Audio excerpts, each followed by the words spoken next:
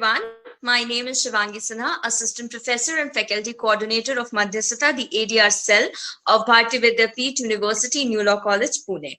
I welcome you all on behalf of our college, ADR Cell, and our beloved Principal, Dr. Bhagyashree Deshpande ma'am, in today's session. Madhyasthta, the ADR Cell, is the students' initiative. Since its inception in 2019, it has been working tremendously in the field of ADR by conducting various workshops, seminars, training sessions, and promoting all kinds of alternative dispute resolution practices under the guidance of our principal in charge, Dr. Bhagyashree Deshpande ma'am. The cell recently stepped in the cyber world by creating a single platform for students and ADR enthusiasts to gain knowledge of different horizons of ADR directly through the experience and expertise of our ADR professionals across the globe.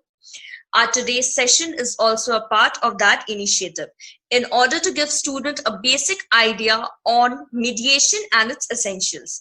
To give us a better professional insight, we have with us Mrs. Harshitha Ram. Ma'am is the founder of LexApotheke, attorney and international arbitrator. She is having a successful international practice and handles issues in versatile domain. Ma'am is a licensed attorney in India and holds a master's in dispute resolution and international arbitration from the University of South Wales, UK. She acquired a fellowship from the Chartered Institute of Arbitrators as one of its youngest fellow in early 2010. In 2013, she became the youngest appointed member of the arbitrators of the International Chamber of Commerce, Paris. She has held the position of district manager for the World Mediation Organization, Germany, and has trained and certified various individual mediators for the WMO. She has presented and co-presented several alternative dispute resolution workshops, seminar, training programs in UK, India, and US. Ma'am today will be giving her insight on the topic mediation, knowing the essentials. This session would be hosted by Bhuvnesh Puri Goswami, who is the president of Madhyasthta Cell. We all look forward to knowing more about mediation from your perspective and practical experience. Over to you, ma'am. Annie, thank you very much for the lovely introduction. Thanks for having me today, and congratulations on setting up the Madhyasthta. I think it's a brilliant student initiative, and congratulations once again. Well, today we have planned to discuss on mediation, correct, Bhuvnesh? Yes, ma'am. That's indeed a great topic to discuss.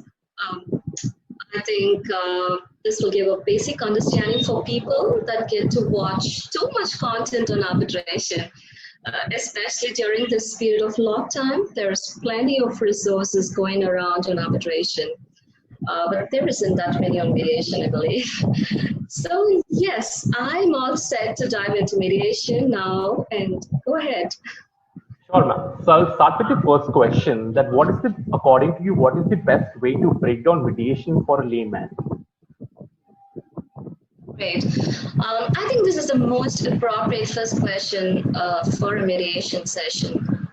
It is the peacemaking process and the most effective methods of preventing, managing, and resolving disputes or conflicts. Mediation is an essential tool for peaceful resolution of disputes and conflicts. As you all know, it's a voluntary process. This process requires the consent of the parties, the consent of the conflicting parties to be effective. Because without the consent, it's unlikely that parties will negotiate in good faith or be committed to the process as a whole. So, well, in this, the third party neutral assists the two or more parties with their consent, as I said, to resolve a conflict by helping them develop a mutually acceptable settlement or agreement, I would say. It's vital to know that this process is voluntary, and the parties will have to submit voluntarily their dispute to a neutral. I just can't stress this enough. Consent is critical here.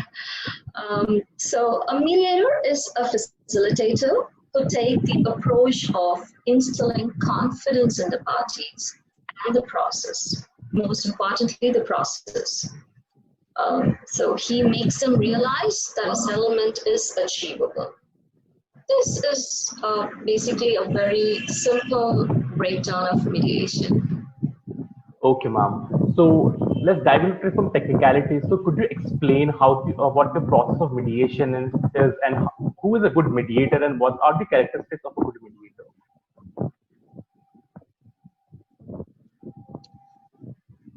Okay. So in the process of mediation, as I said, the neutral intermediary, that is a mediator, helps the parties to reach a mutually satisfactory agreement with their settlement of dispute. So sometimes the process of conciliation and mediation are used interchangeably, as both results in a mutually agreed settlement. Since your question was specific about the process of mediation, now let's try to address that. So what is the process of mediation? As a first step, the disputing parties submit the dispute to the mediator for resolution. That's a voluntary process, as I said. Then the mediator understands the dispute and explains to the parties that he is a third-party neutral and the facilitator assisting them to get a negotiated agreement. And both parties at this stage agree on a model or a style of mediation for a settlement.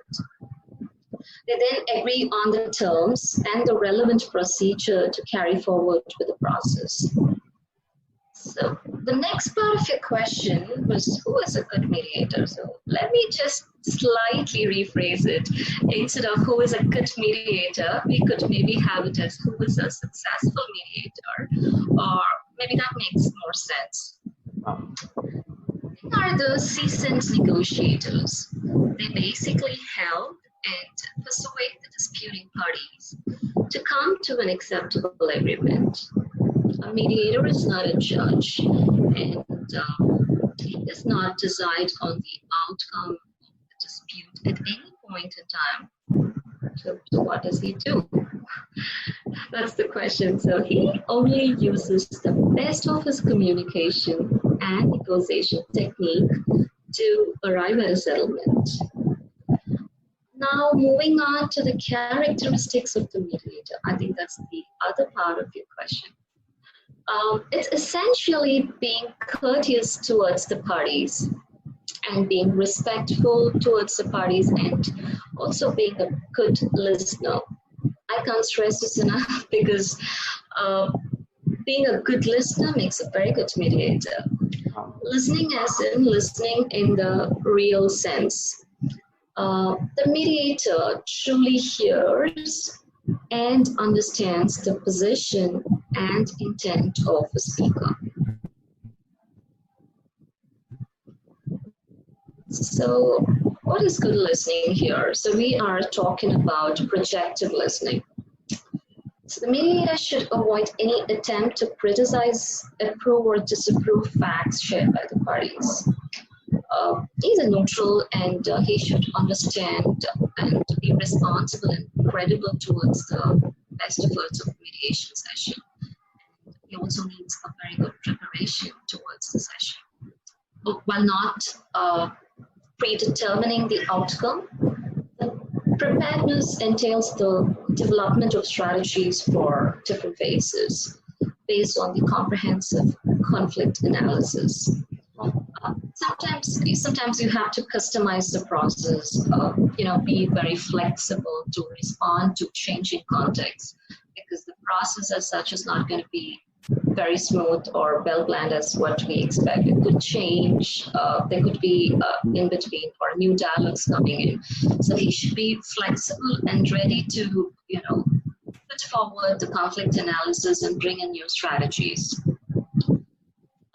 He should also undertake regular internal assessment of the process, just to make that slight adjustments with the strategies as and when needed. It's just literally the mediator will have to just galvanize support and just jump into reaching an agreement. It's as simple as that. He should be in control of the process, I would say. I also think here perseverance is also an important aspect in being a successful mediator, because a mediator should not get disheartened by any setback or stalemate during discussion with the parties. Those are some really great qualities, ma'am. So could you tell us more if there are what are the different types of mediation, if there is any? Sure. There are different types of mediation which the parties choose, and there are popular models of mediation where which is a facilitative and evaluative mediation. There are two popular models. So we have to consult closely, yes, and the mediator will have to closely consult with the conflicting parties on the design of the mediation process. The mediation actors should work together to agree on the degree of transparency and coordination mechanisms for information sharing. They should cooperate based on a common mediation strategy. So we have two models, as I said, the facilitative and the evaluative. The facilitator is when the mediator enters to facilitate communication between the parties and help each side to understand the other's perspective, position, and interest of the dispute. Evaluative mediation is where the mediator provides a non-binding assessment or evaluation of the dispute, which the parties are then free to accept or reject as a settlement of dispute. I mean, so it's totally up to the parties to choose which model of mediation will be more appropriate to their dispute. So let me tell you this. Each dispute and each conflict is unique. It requires a different approach to deal with. So the mediator is required to have good practice and a standard approach in maximizing the chances of success based on the situation. So each situation may be approached differently, and ultimately the parties are the determining factor of success. That is a lot of detailed information about the process. So now I would like to know about the psychology and in the mediation process, that how shall a mediator be emotionally upright while dealing with the client? As we're aware that you have been you have worked in this and you are still working on this concept. So I would like to know from your end how things work. Yeah, that's impressive. It's really interesting to know that you've conducted quite a bit of research about my work. Thank you. So yeah, I first started working on psychology and parties and dispute resolution process in early 2010. So that's over a decade now. When it was part of the research team at the Chartered Institute of Arbitrators, London. So we were working on a publication on conflict mechanism. And my role was focused predominantly on the psychological aspects of parties in dispute resolution. The psychology of parties in dispute resolution is at most important. This has got a lot to do with mind mapping aspects. So a neutral is required to have empathy towards the parties, and also it is precisely the interpersonal skills of a mediator's ability to understand, work, and get along with the parties. I mean, that's a process, correct? So you must be able to do it correctly. So you should also make the parties feel and believe at all times during the process of resolution that he is a neutral and he is engaged in the capacity of solely aiding the disputants arrive at a settlement. So this is basically creating trust and dependability with the neutral and the process as such. The neutral at all times should ensure and check to demonstrate that the parties and the process and the treatment of the parties is all fair and balanced, and he should also timely effective communication strategies. So in mediation, usually the parties go through the cycle of IDR, which we call. So that's nothing but the inflation, the deflation, and the realistic resolution. So it could be an issue of self-esteem or ego-clouded thinking, which is all part of the process, trust me. Sometimes people try to mirror the other party. So let's say, for instance, if one party shows their ego, and if the other party realizes that, they might as well try it and try to exhibit such behavior, or rather parallel conduct. So the party should not let the experience or any sort of microaggressions during the resolution process that could have a great impact on the outcome of the process. Sometimes it's a sense of insult that they experience, and as a result of defensive reaction, such attitude is exhibited. So it's merely to overcome the shame and vulnerability of these acts that come out. So here's when the mediator's ability to take control of the situation will be the key ingredient of the whole process. So these careful attention to the fundamentals may increase the chances of success. Sure, I must agree that trust and dependability makes a lot of sense during the process of mediation. So, ma'am, could you tell us about the MEDA process, as we know that it is getting pretty popular these days? Sure. So generally, we are aware that mediation is non-binding, and we've been talking all along as how a mediator is merely a facilitator. So now, MEDARB stands for Mediation Arbitration. It's nothing but a hybrid process of dispute resolution. So it's a binding procedure where the parties agree to settle their dispute first by mediation within a specified time. If such process fails, they attempt for arbitration. So here the mediation, once if fails, the mediator acts as an arbitrator, or he becomes an arbitrator. So now as an arbitrator, he renders an enforceable decision on all issues where the parties fail to reach an agreement. So basically, MEDARB blends the elements of negotiation, mediation, and arbitration. So even before the parties commence the mediation proceeding, they want to get to an agreement. Let's say they just want to arrive at an agreement stating that they will arbitrate any and all unsettled issues or disputes from mediation. So this is because the parties wanted to have a binding decision on certain aspects. So that's why they choose this MEDARB clause. So the mediator can act as an arbitrator, or they can appoint a different impartial outsider as an arbitrator also. I mean, it's totally up to the parties to just decide that.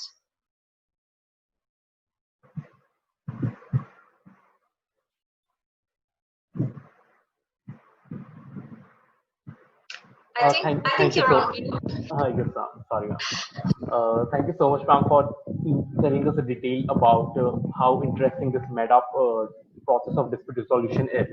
Ma'am, could you please enumerate the stages that are involved in a mediation process? Sure. As I said, mediation is a dialogue, and it's a very structured multi-stage dialogue process to reach a conclusive and satisfactory agreement. The stages are basically like this. So the prep, that's the very first stage where the parties decide on the style and model of mediation process, whether or not to include certain issues. Or this is the very first stage, the basic stage, doing the prep for the mediation. It is also good to have a balance of men and women on mediation teams. This sends a positive signal to the parties with regard to the composition of the delegation. So this primary stage is passed with the prep, and then it's the actual mediation session where the mediator gives an opening statement, and then the parties do the same and present the issues, which is continued as a joint session. So now at this stage, it's totally up to the parties to decide whether or not to have a caucus session. So a caucus session is nothing but a private session where a mediator is often given a chance to have a deeper perspective of a problem. And the mediator used confidence building measures at this stage to build trust between the conflicting parties and the mediator. Also, a confidence in the mediation process, most importantly. Impartiality is a cornerstone of mediation, as we all know. If a mediation process is perceived to be biased, this can undermine the meaningful process to resolve the conflict. So that's something the mediator should keep in mind during the resolution process.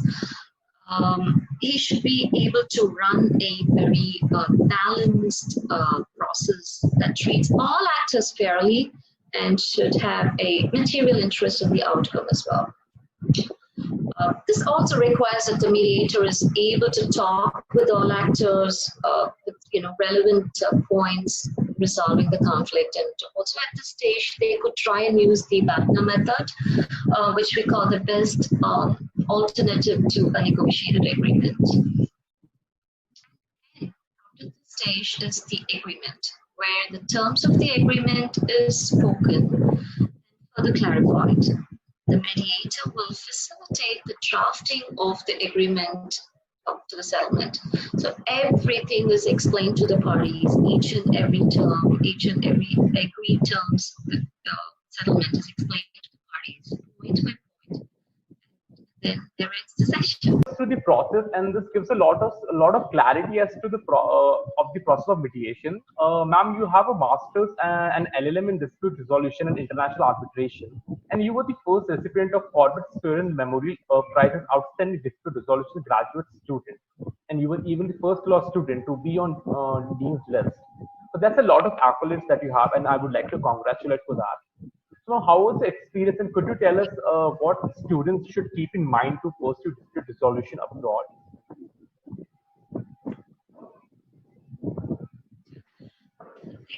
Thank you very much.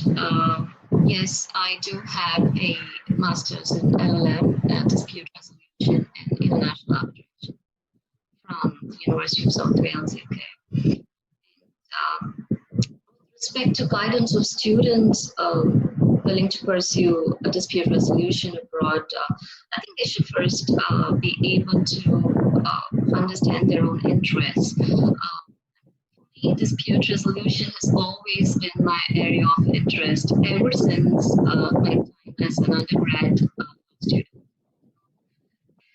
I have several workshops, study programs, study aids on ADR mechanisms. And I did take the earnest effort of participating in the WISMOD Austria when I was a student. I mean, it is for arbitration, but I must say the WIS community is just great. That's such a dedicated community of arbitrators and mediators. It's a brilliant platform for students that are interested in alternate dispute resolution mechanisms. So honestly, I've got several referrals through the WIS community. I've got referrals for domestic as well as international arbitrations, I must say. And speaking of my experience in graduate program, I was particularly looking for a graduate program that offered specialized course modules in dispute resolution. I mean, although I had other offers, I had to pick on South Wales because the module setup was just brilliant and great, and it just had what I wanted. The modules were so perfect for me. So I went for it. My advice for candidates who are interested in pursuing career in DR, dispute resolution, is essentially for you to pick the right course and possess specialty knowledge. So the focus on the ADR and tuning yourself well with industry knowledge and update yourself as and when it's required. Going for the right events, meeting right people, making the right connections. I think all these are part of the process if you want to be a successful arbitrator or mediator. I'm sure, ma'am, that would help a lot of students to get an idea onto how to go on with their masters and if they want to pursue their career in dispute resolution. So, ma'am, my last question to you is that who has inspired you as a mediator and what best quality you learned from that person?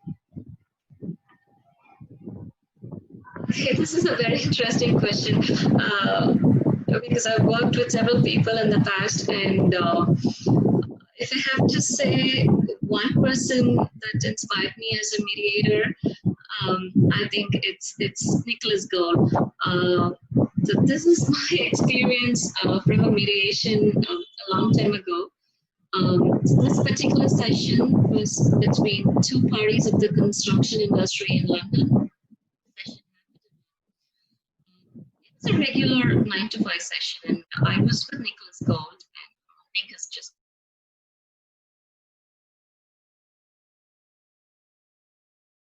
great constructor and mediator, and we all know that, and he's one of top 5.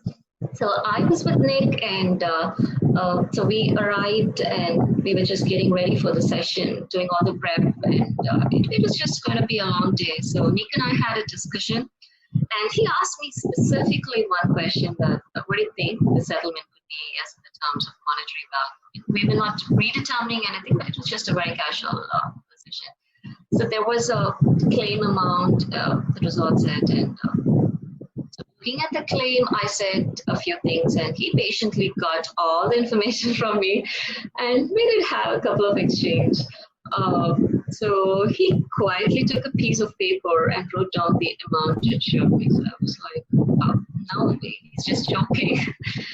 And we went ahead with the session at around 4 p.m. It was a full day session. So at around 4 p.m., we were still going around in circles.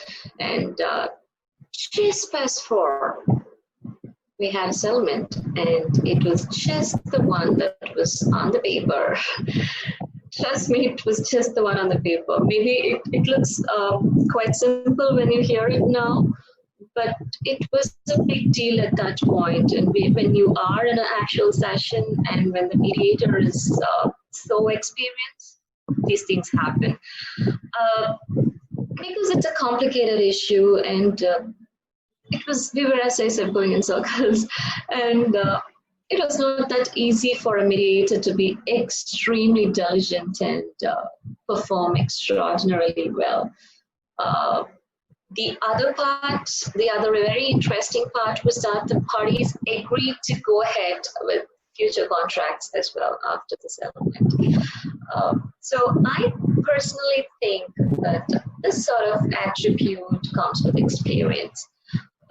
So I still appreciate the day of working on this project with Nick, and he's still my inspiration. And yeah, you got the right inspiration from the right person, the right movement at that point of time, and here you are working so effectively now. So, ma'am, that brings us to the end of this session, and I'm really thankful to you for taking some time out of your schedule and joining us for this session, giving us an insight onto mediation. And I'm sure whatever you have told out of experience and out of expertise would really help a lot of students to understand the basic technicalities involved in mediation, how it goes around, what it is about, and how if someone wants to pursue mediation as a career and want to be a mediator, then I'm sure this would help a lot to that person to give a basic overview of the topic. So I would request Shwangi ma'am to give a vote of thanks for the same, and then we would proceed to the end of the session. Thank you so much, ma'am, for such wonderful and knowledgeable session. I am sure the students would understand the concept of mediation and its basics very well through this session. I would first like to thank our principal in charge, Dr. Bhagyashree Deshpande ma'am, for always being there to guide us and motivate us for working to our best capabilities. I would like to thank Harshitha Ram ma'am for taking some out time for her schedule and joining us for this session and sharing her knowledge and expertise in the field of mediation. I would even like to thank Bhuvnesh for hosting this session. Ma'am, looking forward for your contribution and guidance in our future endeavors also. Thank you so much. Thanks for having me today, and thank you very much, Shivangi, for coordinating this session along with Bhuvnesh. It was great being on the session. Thank you very much.